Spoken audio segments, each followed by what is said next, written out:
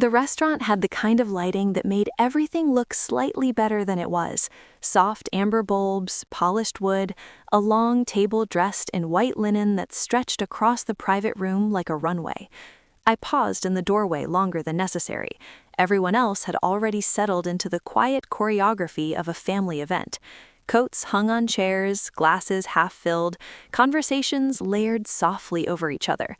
My sister stood near the center of it all, one hand on her fiancé's arm, laughing at something someone had said. For a moment, no one noticed me. That part didn't surprise me. I walked slowly along the length of the table, scanning the small folded cards arranged in front of each place setting. Thick white paper, black script, my parents, her future in-laws, cousins, aunts. The cards were arranged carefully. There just wasn't one with my name. I checked again, slower this time, as if the letters might appear if I looked hard enough. They didn't. My sister noticed me then.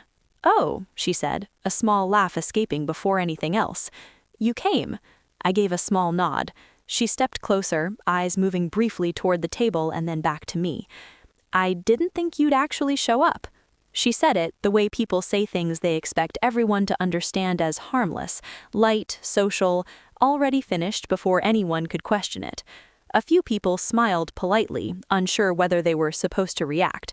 I looked once more at the table. No seat for me. She shrugged slightly. I only planned for the people who RSVIP'd, which was technically true. The invitation had come 3 days earlier in a short text that read more like information than an invitation. Engagement dinner Thursday 7 p.m. if you're around. Around. I glanced toward the bar across the room. "It's fine," I said. And he was, or at least it would be. I walked over and took one of the stools. My girlfriend followed quietly and sat beside me without asking any questions. From the bar, the room looked different. The long table felt farther away than it actually was, like something happening in another room entirely. We ordered 2 drinks. The bartender asked if we were with the party. "Sort of," I said. Dinner unfolded in pieces. Toasts clinked against glasses. Someone's laugh carried across the room louder than the rest. The waiter moved between chairs like he had done this 1,000 times before. My girlfriend leaned slightly toward me. "You okay?" "Yeah." And I was, mostly. It wasn't a shocking moment. Nothing dramatic had happened. It felt more like confirmation of something that had always existed quietly in the background. I had always been the sibling who arrived later than expected. Later to stability, later to responsibility, later to the version of adulthood my parents liked to introduce to people. My sister had never said that outright, but families rarely needed to. I ordered a small plate from the bar menu. We ate slowly. Occasionally, I glanced back at the table, not really listening to what anyone was saying. At one point, my sister looked over briefly and gave a smile that felt more like acknowledgement than invitation. The dinner lasted almost 2 hours. Eventually, the conversation softened. Chairs shifted. People leaned back in that satisfied way people do when an event has officially concluded, but no one has stood up yet. That was when the waiter approached the bar. He held a small black folder. "Excuse me," he said politely. I looked up. "Yes." He placed the folder gently in front of me. "The bill for the party." For a moment, I didn't open it. I could already feel the weight of it. When I did, the number sat cleanly at the bottom of the receipt, $2,800. I stared at it for a few seconds. The room behind me was still full of conversation. No one was looking in our direction. My first thought surprised me. Not anger, just calculation. I could technically pay it. It would hurt, but not catastrophically. It would end the awkwardness quickly.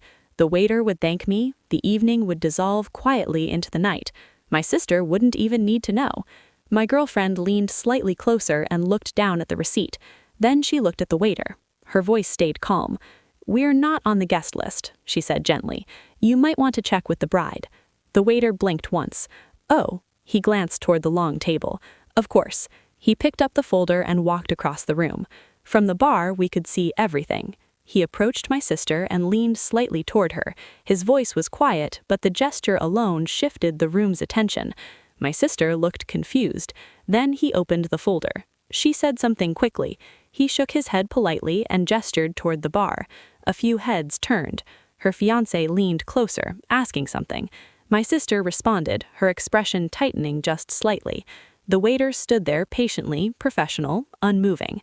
For the first time that evening, my presence in the room became visible. I didn't wave, I didn't explain, I just sat there. Eventually, the fiancé reached into his jacket and pulled out a credit card. The waiter nodded, took it, and left the table. Conversations resumed, but the tone had shifted in that subtle way. Rooms do when something awkward has passed through them. My sister didn't look toward the bar again. A few minutes later, the waiter returned the card. The folder never came back to me. My girlfriend finished the last sip of her drink. "Ready?" she asked. "Yeah." We stood quietly and walked past the table on our way out. No one stopped us. Outside, the night air felt cooler than I expected. For a while, we walked without speaking. Finally, my girlfriend said, "You almost paid it, didn't you?" I nodded. "Why?" "I thought about it." "Habit," I said. She didn't respond. We reached the corner where the streetlights stretched down the empty road. For most of my life, I had believed dignity came from absorbing things quietly, from proving over time that I belonged.